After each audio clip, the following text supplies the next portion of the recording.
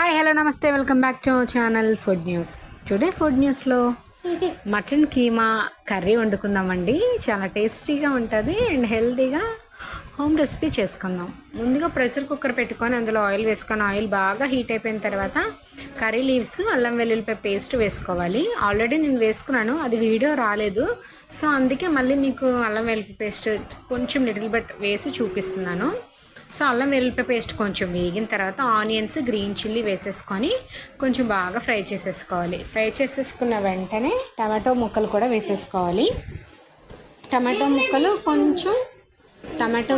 కొంచెం వేడిగా అయిన తర్వాత మనం కీమా ఉంచుకున్నాం కదండి, బాయిల్ చేసి కీమా క్లీన్ చేసి బాయిల్ చేసేసుకోవాలి.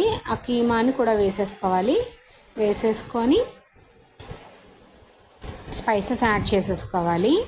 సాల్ట్, కారం, పసుపు వేసేసుకొని బాగా మిక్స్ చేసేసుకొని ఒక 1 గ్లాసు వాటర్ వేసేసుకొని ప్రెషర్ కుక్కర్లో ఒక 3-4 విజిల్స్ వరకు విజిల్ పెట్టుకుంటే అయిపోతుంది. Have a nice day. మీరు కూడా ట్రై చేయండి ఒకసారి, చాలా చాలా బాగుంటుంది. Thank you so much. Bye bye.